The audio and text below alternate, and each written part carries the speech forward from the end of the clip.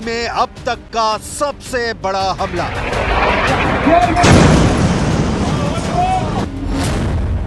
Israel defence force ने Hezbollah के 12 ठिकानों को किया टारगेट।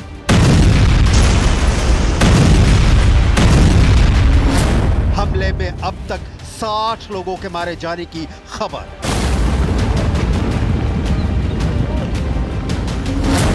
आईडीएफ ने कहा लेबनान में हिजबुल्लाह के खिलाफ टारगेट अचीव।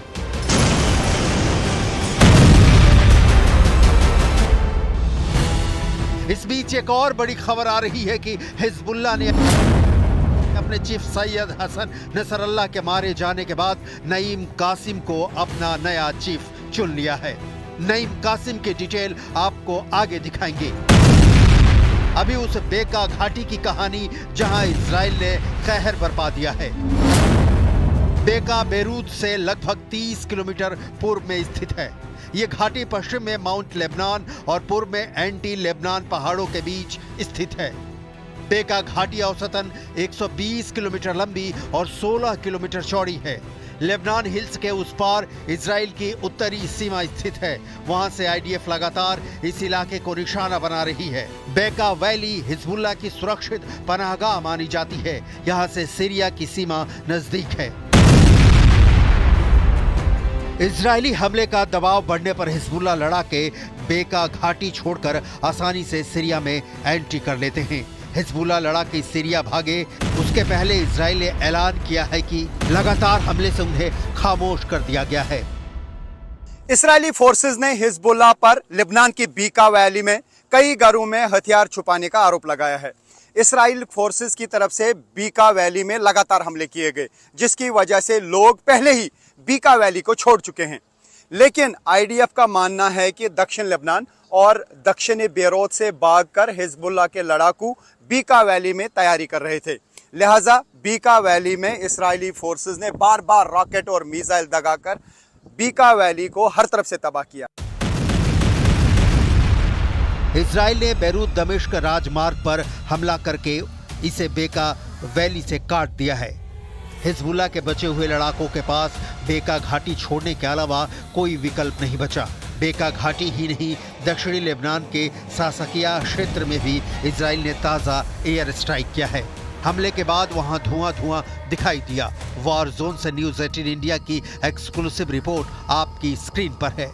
ये एरिया जो है इस वक्त जल रहा है क्योंकि एयर स्ट्राइक एयर फोर्सेस की तरफ से यहाँ पे हुई है। इजरायली फोर्सेस की तरफ से जो एयर स्ट्राइक हुई उसकी वजह से आग लगी है। मैं दिखाने की कोशिश करूँगा। ये आप न्यूज़ 18 इंडिया पे एक्सक्लूसिव विजुअल्स देख सकते हैं जहाँ पे एयर स्ट्राइक हुई है। इजरायली एयर फोर्सेस ने यहाँ पे बमबारी की है। रॉकेट्स दागे जाते हैं, मिसाइल्स दागे जाते हैं और उसके बाद यहाँ पे धुएँ के गुबार दिखाई दे रहे हैं और आप देख सकते हैं यहाँ पे हालत क्या हुई है। दक्षिण लेबनान पर भी इजराइल लगातार हवाई हमले कर रहा है। तस्वीरें दक्षिण लेबनान के नवाती से सामने आई हैं, जहां इजराइल की सेना ने जमकर बमबारी की है। दावे के मुताबिक इजराइल की सेना इस इलाके में 24 घंटे में 100 से ज्यादा हवाई हमले कर चुकी है। इजराइल का दावा है कि उसने लेबनान में हिजबुल्लाह को रौंद दिया है।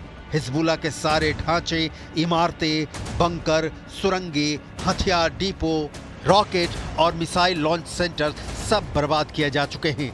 जब्त किए गए हथियारों को इजराइल पहुंचाया जा चुका है।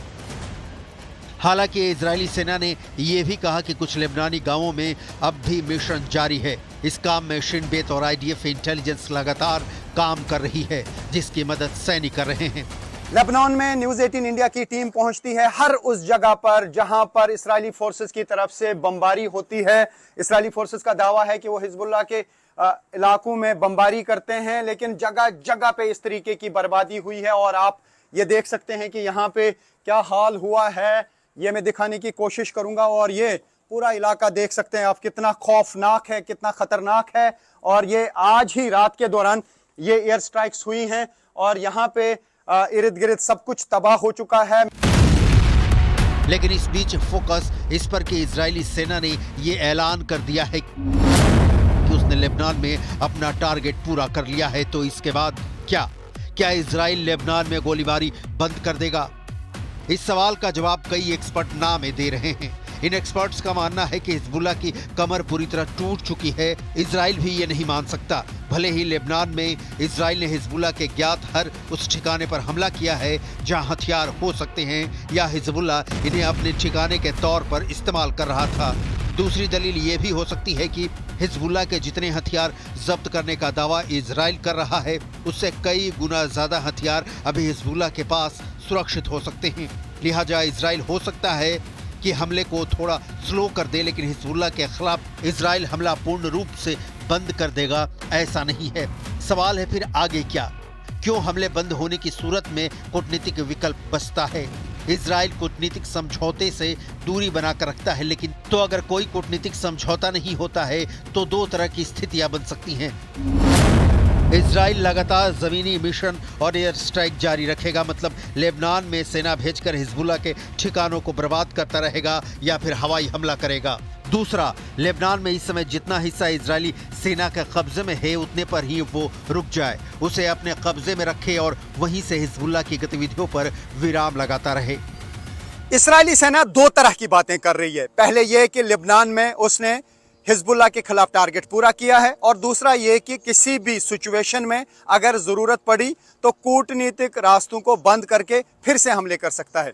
इसराइल के प्रधानमंत्री नेतन्याहू कई बार कह चुके हैं कि हिजबुल्लाह के खिलाफ तब तक हमले जारी रहेंगे जब तक हिजबुल्लाह मौजूद है। तो सवाल यह है कि फिर इस्राएली सेना ने लेबनान में टारगेट अचीव करने का ऐलान कैसे किया? हिजबुल्लाह इस वक्त बहुत बुरे दौर से गुजर रहा है। उसके करीब करीब सभी टॉप के कमांडर मारे जा चुके हैं।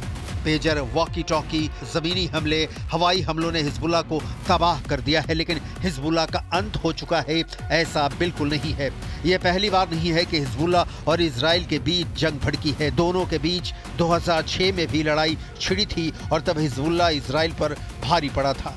हालांकि तब के हालात कुछ और थे और अब के कुछ और हैं, लेकिन हिजबुल्लाह कितना संगठित है ये समझने के लिए संगठन से जुड़ी सबसे लेटेस्ट रिपोर्ट जरूर देखनी चाहिए, जिसमें हिजबुल्लाह ने ऐलान किया है कि उसने अपने चीफ हसन नसरल्लाह के मारे जाने के बाद नईम कासिम को अपना चीफ चुन लिया है। नईम कासिम की डिटेल देखिए। हिजबुल्लाह ने लिखित बयान जारी कर बताया कि उनके शूरा काउंसिल ने सहमति से कासिम का चुनाव किया है। नईम कासिम को आमतौर पर हिजबुल्लाह में नंबर 2 नेता के तौर पर जाना जाता रहा है। कासिम हिजबुल्लाह के मुख्य विचारकों में से एक हैं और इसके फाउंडिंग मेंबर भी हैं। 1980 के दशक की शुरुआत में हिजबुल्लाह की स्थापना करने वालों में नईम कासिम भी शामिल थे। 1991 में नईम कासिम को चीफ नसरल्लाह का डिप्टी चुना गया था। 71 वर्षीय नईम कासिम धार्मिक स्कॉलर हैं। नईम कासिम का जन्म दक्षिणी लेबनान के नबातीह प्रांत के कफर खिला गांव में हुआ था। कासिम ने 1970 में लेबनानी विश्वविद्यालय से रसायन विज्ञान में ग्रेजुएशन किया था। कासिम 1974 से 1988 तक एसोसिएशन फॉर इस्लामिक धार्मिक शिक्षा के प्रमुख थे। लेबनानी मुस्लिम छात्रों के संघ के संस्थापक सदस्य भी थे। 27 सितंबर को हसन नसरल्लाह को इजराइल ने बंकर बम गिराकर मार गिराया।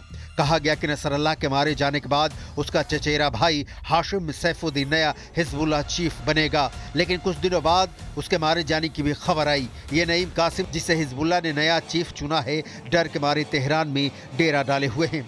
कासिम ने 5 अक्टूबर को बेरूत छोड़ दिया था। उसे ईरान के विदेश मंत्री के विमान से ले जाया गया था।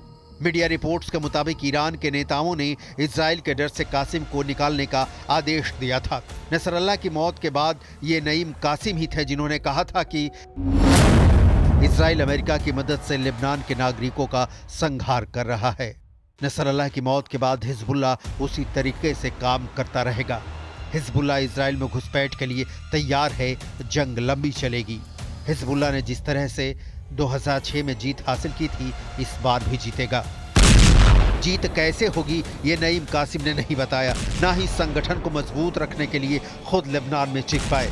इससे भी हिजबुल्लाह कितना कमजोर पड़ गया है अंदाजा लगाया जा सकता है, लेकिन हिजबुल्लाह का द एंड हो गया है ये मानने का सिर्फ ये कारण है कि इजराइल ने ऐसा ऐलान कर दिया है, तो हिजबुल्लाह जैसे संगठन को ना समझने की भारी भूल होगी।